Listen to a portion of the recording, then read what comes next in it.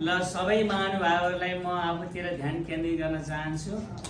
आज हामी माझ हाम्रो अगाडि बहुप्रतिभाका धनी एउटा नानी अगाडि आएर उभिएकी छिन्।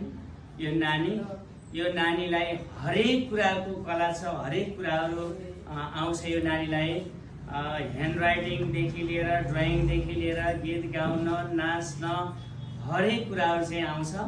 म कर्मशः नानीले जानेका कुराहरू, नानीसँग भएका क्षमताहरू कर्मशः देखाउन चाहन्छु। National creative training and learning centre यो एउटा अर्गनाइजेसन छ, संस्था। यो संस्थामा चाहिँ नेपालभरि ह्यान्ड राइटिङ कम्पिटिसन गर्दाखेरि नानी जेनिसा चाहिँ द्वितीय स्थान हासिल गर्न सफल भएको छ।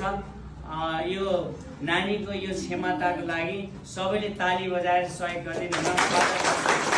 ल यो नानीले नेपाली ह्यान्ड राइटिङ देखाइराखेकी छिन्।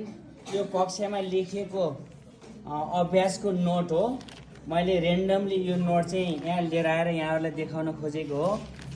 हेर्नुहोस् त, यो कुनै एउटा पानामा राम्रो गर्छु, राम्रो लेख्छु भनेर राम्रो बनाइएको होइन। उसको ह्याबिटै यति राम्रो ह्यान्ड राइटिङ बनाउने जुन एउटा कला छ, हात बसिसकेको छ। इङ्ग्लिस रिलेटेड ह्यान्ड राइटिङ छ कम्प्युटर सब्जेक्टको, यहाँले देखिराख्नु भएको छ।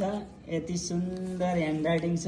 ल यहाँले पत्याउनु हुन्न होला, नानीले लेखिराखेको पनि मैले यहाँ भिडियो बनाइदिएको छु। ल हेर्नुहोस् त कति फास्ट लेख्छिन्।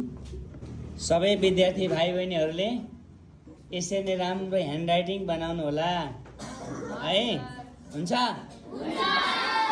Very nice. आहा जेनिसा, नानीले नेपालीको ह्यान्ड राइटिङ पनि लेखिराखेको छ। नेपाली पनि उस्तै राम्रो छ ह्यान्ड राइटिङ। यो सादा पेपरमा पनि नानीले सरर एकदम फास्ट लेखिराखेकी छिन्। जेनिसा, यो नानीको यो अद्भुत कला, अद्भुत क्षमता, यो विलक्षण प्रतिभाको प्रतिमूर्ति जस्तो लाग्यो यो नानी। अनि यो नानीलाई ह्यान्ड राइटिङका अतिरिक्त ड्रइङमा पनि धेरै राम्रो छ।